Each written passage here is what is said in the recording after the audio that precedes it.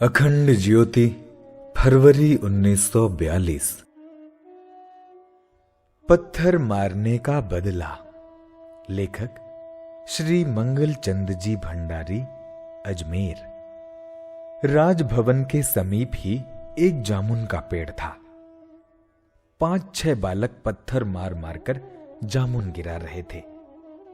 जामुनों के प्रलोभन में उन्हें इतना ध्यान तक न था कि पत्थर किसी राहगीर के न लग जावें, लेकिन इतना ज्ञान अवश्य था कि जिसके निशाने से जामुन गिरते थे वही उन्हें उठाता था। यानी अपने अपने निशाने के पत्थर का वे पूरा पूरा ध्यान रखते थे। एक लड़के का निशाना चूक गया और वो पत्थर राजभवन से निकलते हुए राजा साहब के सिर में लगा। उनका सिर फट गया और खून बहने लगा। बदमाश, बदतमीज, बेहुदा, अपराधी, चारों ओर से यही शब्द सुनाई पड़ने लगे। अपराधी के अलावा शेष सब बालक भय के मारे भाग चुके थे। वहां खड़ा था सिर्फ अपराधी, 10-11 वर्ष का एक बालक। राजा के नौकरों ने उसे पकड़ लिया और रस्सी से बांध दिया। सेवक लोग दौड़े, तुरंत ही वैद्य को लाया गया। वैद्य ने शीघ्र ही उस जगह के खून प्रवाह को रोककर पट्टी बांध दी। कुछ ही समय बाद राजा को कुछ शांति मिली और क्रोध कम हुआ। तब राजा ने अपने सेवक से अपराधी को उपस्थित करने को कहा। सेवक लोग उस बंधे हुए अपराधी बालक को लेकर राजा के सम्मुख उपस्थित हुए। राजा ने आंखें निकालते हुए उस बालक से पूछा, क्यों मेरे सिर में पत्थर मारा था? बालक ने नम्रतापूर्वक उत्तर दिया, राजन, हम 5-6 बालक पत्थर मारकर जामुन खा रहे थे। इसी बीच अचानक मेरा पत्थर आपके सिर में आ लगा था। मैंने जानबूझकर आपके सिर में पत्थर नहीं मारा है। बालक की बात सुनकर राजा कुछ देर मौन रहा। फिर लड़के के नाम एक गांव लिखकर उसके पिता को बुलाकर दे दिया। सब लोग आश्चर्य से चकित रह गए। जहां की वो दंड आदि देने की सोच रहे थे, वहां उन्होंने उसे एक गांव दिया देखा तो उनके आश्चर्य की सीमा न रही। अंत में मंत्री ने साहस करके पूछा, श्रीमान, आपको पत्थर मारने पर आपने उसे एक गांव इनाम दे दिया, जहां की कुछ दंड आदि देना चाहिए था। इसका क्या कारण है महाराज? राजा ने गंभीरता से प्रश्न का उत्तर देते हुए कहा कि जब एक निर्जीव जामुन का पेड़ पत्थर मारने पर मीठे मीठे जामुन का फल देता है, तो मैंने भी अपने मनुष्यत्व का ख्याल कर मेरे पास गांव थे, उनमें से एक गांव इस बालक को पत्थर मारने पर दे दिया। तो क्या मैं वैसा नहीं कर सकता? सद्विचार। निस्संदेह आदमी का अस्तित्व उसके कामों से अथवा उसकी सफलताएं उसके विचारों से जुदा नहीं है। ये सब उसके विचारों के अनुकूल ही हैं। आत्मज्ञान के बिना आदमी वृद्धि अथवा प्रगति नहीं कर सकता। जो आदमी अपने अंतःकरण के संकेतों से काम लेते रहते हैं, उनकी विवेक शक्ति अथवा भले बुरे के पहचानने की शक्ति बढ़ती रहती है।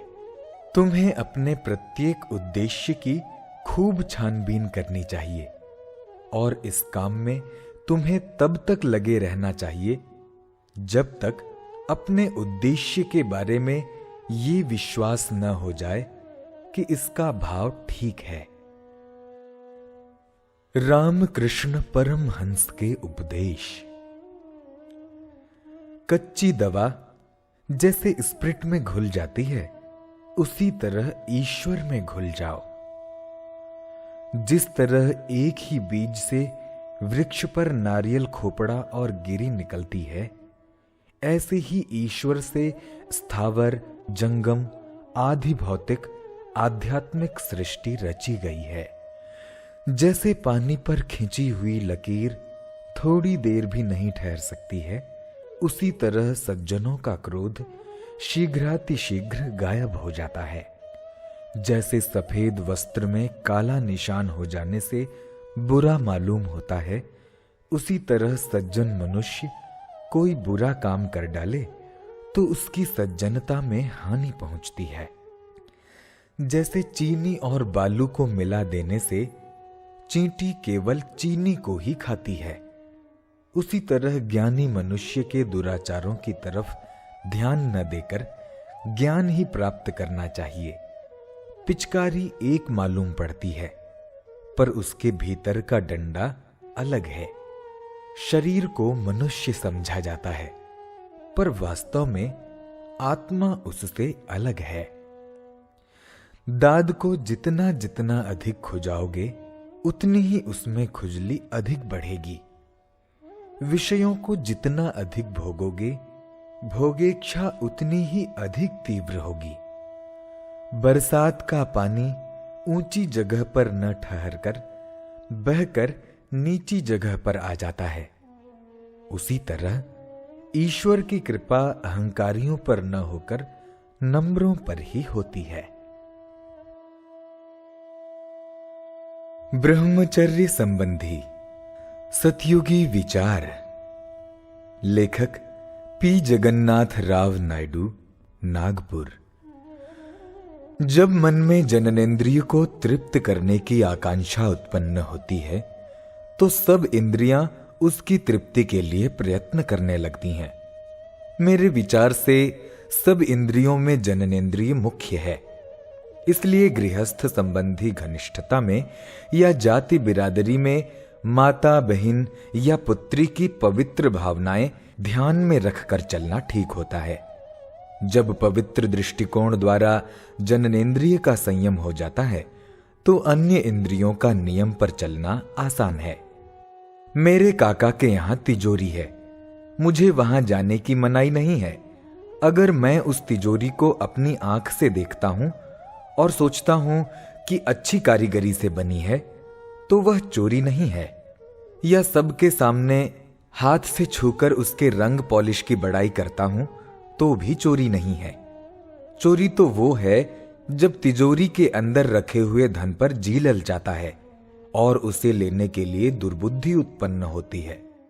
जब मन आंख को कहता है कि कोई देखता न हो, अकेले में चलना, और हाथ को कहता है कि हथौड़ा होशियारी से चलाना, कोई सुन न ले, निश्चय ही जब जननेंद्रिय की तृप्ति के विचार मन में आते हैं, तो सारी इंद्रियां कुमार्ग पर चलने लगती हैं। पति पत्नी में भी संयम की जरूरत है। न्याय और नीति का अनुसरण करने पर बहुत जल्द संयम का अभ्यास हो जाता है। निर्धारित मर्यादा के अतिरिक्त स्त्री मात्र में माता, बहन या पुत्री की भावनाएं रखना ब्रह्मचर्य के लिए बहुत ही उत्तम उपाय है, क्योंकि इन भावनाओं के कारण कुदृष्टि उत्पन्न ही नहीं होती। यदि हो भी जाए तो आत्मा की प्रबल धिक्कार के कारण मनुष्य तुरंत ही संभल जाता है। लंबे चौड़े उपदेश देने और दिखावे या प्रदर्शन के लिए बगुला भगत बनने से कुछ लाभ न होगा। हम अपने को छोड़कर संसार में और किसी को धोखा नहीं दे सकते। इसलिए यही सब उचित है कि ढोंग, पाखंड या बगुलापन को छोड़कर अंदर से सफाई कर डालें। मानव जीवन का परम लक्ष्य प्राप्त करने के लिए मन का संयम आवश्यक है। मन का संयम जननेंद्रिय को नियमानुवर्ती बनाए बिना नहीं हो सकता। इसलिए सत्य धर्म के हर एक जिज्ञासु का कर्तव्य है कि वह ब्रह्मचर्य संबंधी सतयुगी विचारों की अपने हृदय में स्थापना करे और नियत मर्यादा के अतिरिक्त स्त्री जाति को माता, बहन या पुत्री की दृष्टि से देखे। सत्य की जय। चरणदास की वाणी। सांच बिना साधु नहीं, कबहु न मिली हैं राम, सांच बिना गति ना लहै, पावै ना निज धाम। सत सत सुख सौ बोलिए, और सत ही चलिए चाल, सत ही मन में राखिए, सो सत ही रहिए नाल। साचै कौन ग्रह ना लगै, साचै कौन नहीं दाग, साचै शापित न लगही, सब दुख जावें भाग। बड़े तपस्या सांच है, बड़ा व्रत है सांच, जासों पाप सभी जरा, लगै न दिव की आँच। जाका वचन मुड़ै नहीं, साचै सब व्यवहार, चरणदास त्रैलोक्य में कभी न आवे हार। सतवादी को पति है सांच, ताको लगै न दिक की आँच। सांची चुराया घोड़ा, भगवान ताका रंग मोड़ा। सांच प्रताप अचंभा भया, और चोर चोरी सूंघ गया। औरो सांच आदर्श, सभी जाने साधु संत। लाख बात का एक ही जोड़, सांचा पुरुष सबन सिर मोड़। सांचे की भूमिका बड़ी, दुष्ट साधु की मां। दोनों ही स्तुति करें, निंदक को नाही।